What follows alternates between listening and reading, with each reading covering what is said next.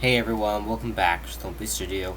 Today I'm here with a brand new episode of the Zooey Mama podcast, which is a very popular phrase from the Darwin Kid franchise. If you read them, if you don't read them, I would suggest that you go read them before you watch my podcast videos, but you're welcome to do whatever. Um, anyway, so today I'm going to be talking all about the 8th book in the Darwin Kid series, Hard Luck. Before I get into it, just a couple of quick things to say. First of all, if you can please subscribe to my channel, I will appreciate it. I'm trying to reach a goal of 150 subscribers before the end of 2020.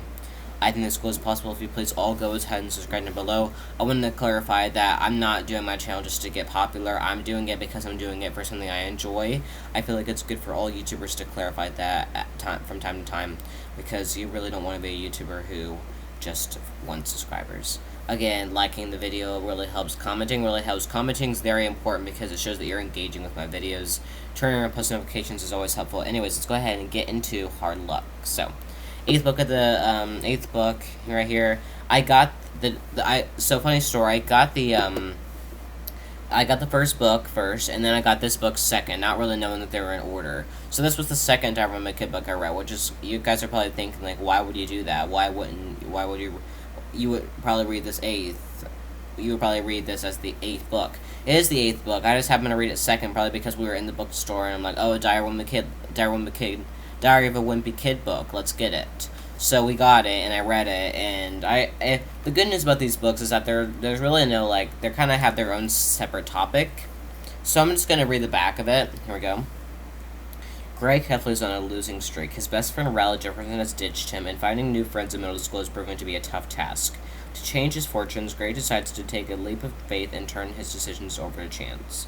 Will a roll of the dice turn things around, or is Greg's life destined to be just another hard luck story?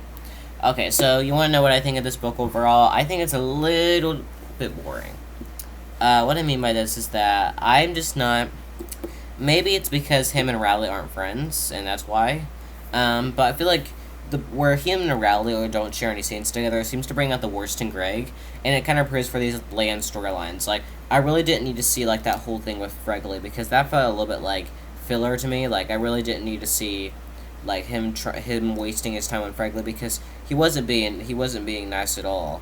I'm glad that him and Raleigh eventually made up, but I was almost like, dude, like, you know, I understand, like, technically it is his fault for ruining his friendship with Raleigh, but I don't know. I feel like Greg, when he's in the situation he is at his worst, I'm just saying, he's really, like, just not in a good state, and honestly, I feel really bad for, I don't know, I just feel really bad for Greg in this case, because his character just isn't really good in this sense.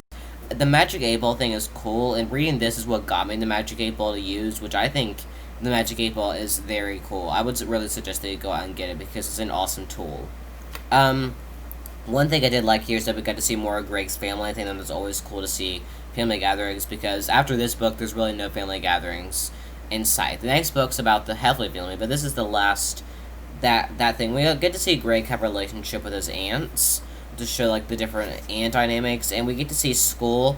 I think it's cool to see Greg struggling by himself, but then again, I really prefer for him and Raleigh to be friends, because I think that's what makes it a lot better. But then again, I think that the Magic 8 Ball thing is cool. I think that Greg's luck streak, I think that that's pretty cool. I think that they took a kind of a different path than the Ugly Truth in that kind of case, but I still think that this was a little bit bland.